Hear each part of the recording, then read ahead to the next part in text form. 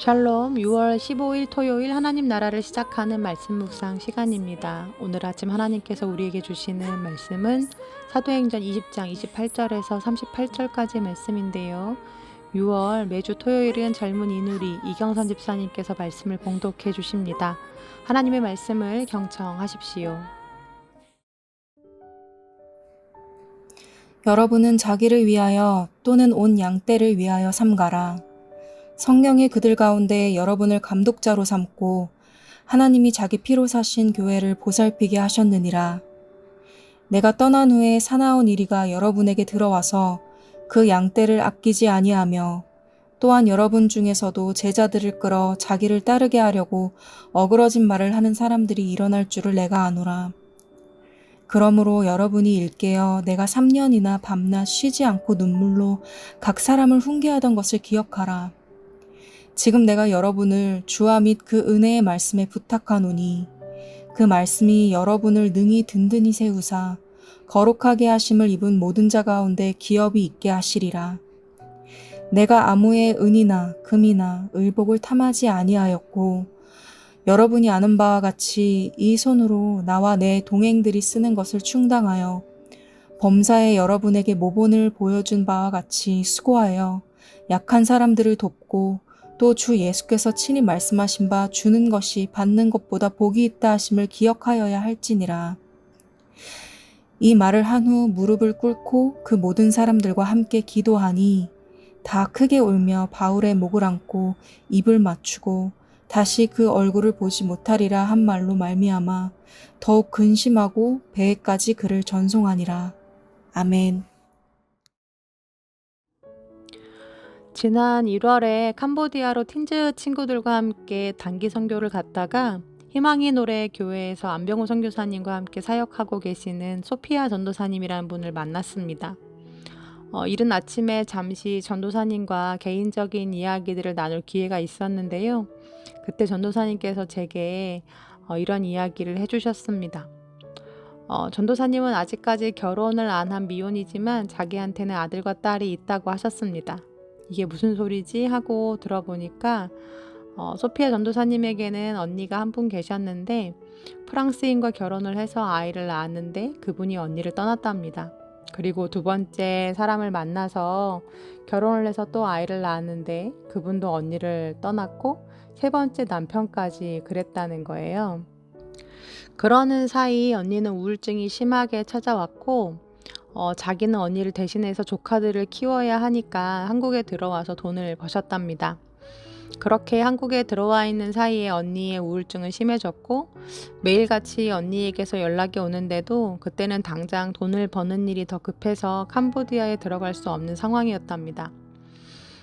그러다가 언니가 그만 안타깝게 죽음을 선택했다는 거예요.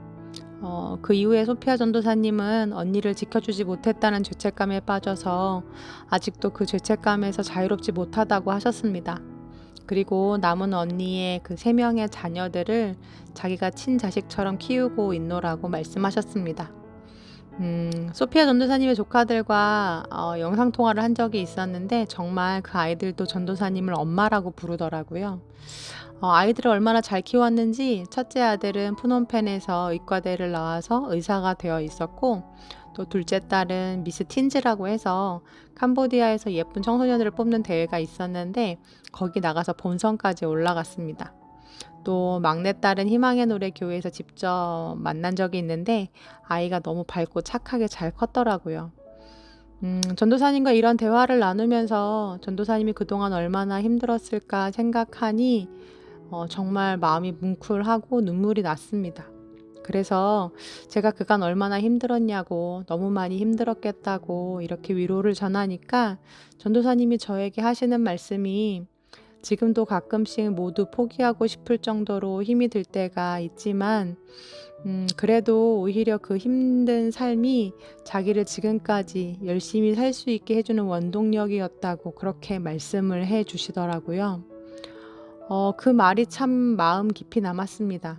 힘들었던 그 삶이 애쓰며 살아야 했던 그 상황들이 오히려 자기를 열심히 살도록 지켜주었다는 그 말이요. 오늘 사도행전 20장 28절 말씀에서 바울이 에베소의 장로들을 모아놓고 마지막 고별 설교를 하면서 이런 말을 남깁니다. 여러분은 자기를 위하여 또는 온 양떼를 위하여 삼가라. 성령이 그들 가운데 여러분을 감독자로 삼고 하나님이 자기 피로 사신 교회를 보살피게 하셨느니라. 아멘. 이제 바울이 이곳을 떠나면 사나운 이리가 들어와서 교회를 어지럽히고 양떼들을 미혹하고 또 여러분들 중에서도 사단의 시험에 걸려 넘어지는 사람이 분명 나오게 될 거라고 하면서 그러니 깨어있어 기도하라고 나는 여러분을 주와 그 은혜의 말씀에 부탁한다고 바울이 이렇게 이야기를 합니다. 어떻게 보면 바울이 떠남으로 인해서 교회를 지키고 또 성도들을 책임져야 할 큰 사명이 바울 대신 그들에게 맡겨진 듯이 보이죠.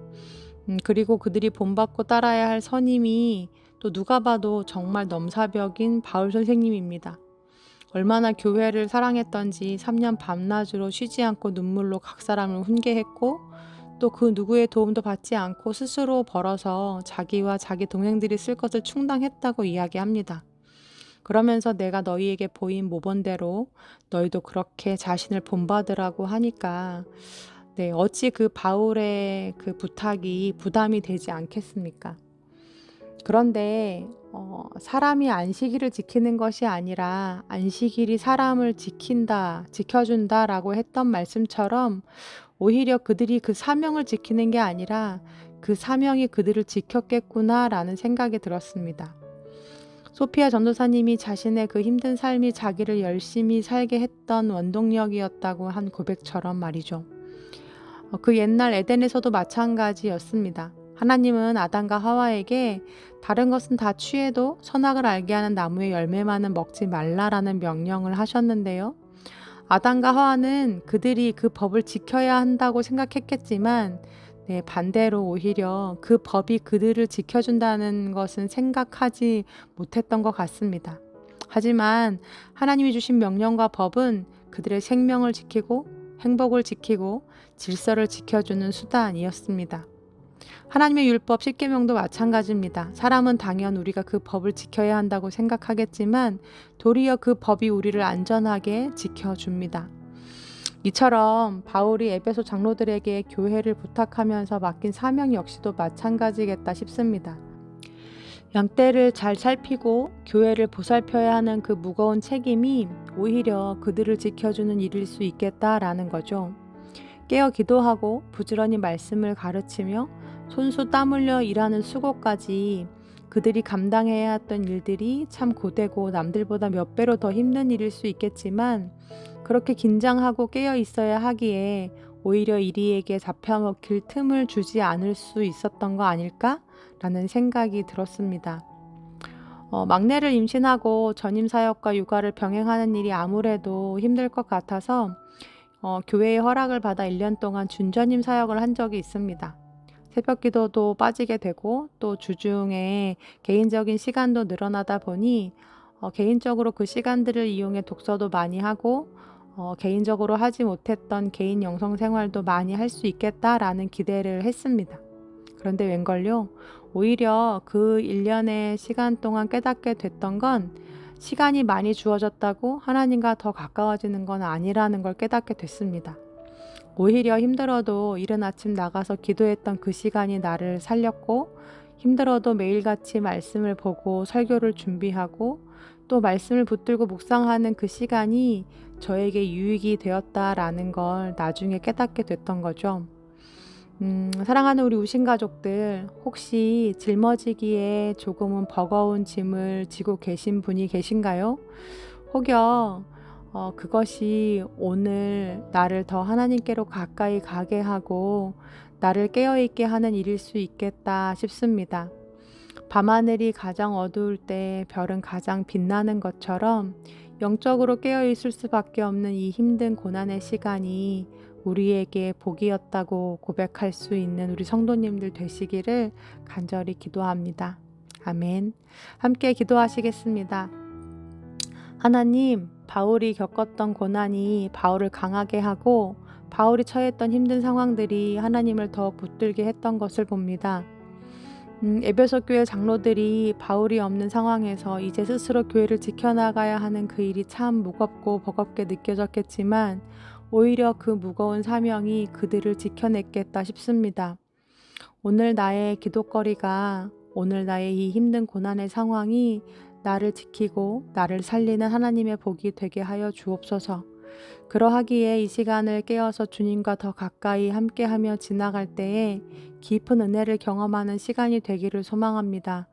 고난 중에 있는 우리 성도님들 주님 살펴주시고 그들에게 감당할 특별한 힘과 은혜를 내려주시옵소서. 예수님의 이름으로 기도합니다. 아멘. 말씀을 마쳤습니다. 오늘 주신 말씀을 묵상하며 이후로 함께 들으실 찬양은 마커스 워십의 내 안의 한계를 넘어라는 찬양인데요. 내 안의 한계를 넘어 일하시는 주님이 오늘도 우리 성도님들을 더 강하게 하시고 더 깊은 은혜를 주시기를 간절히 소망합니다. 함께 찬양 들으시겠습니다.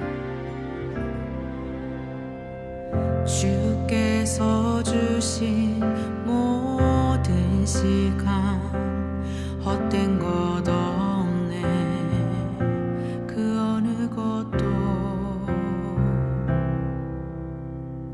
주의 뜻 알기 어려워도 이유 있음을 알기 원해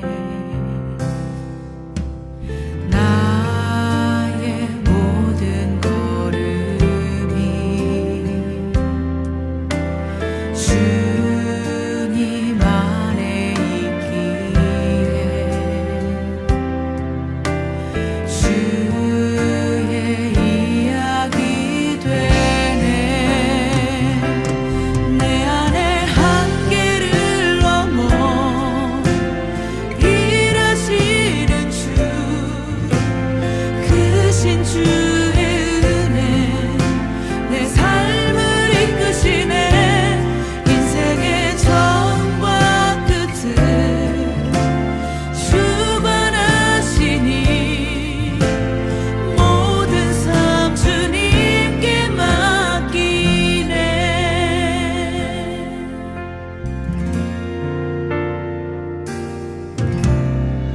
주께서 주신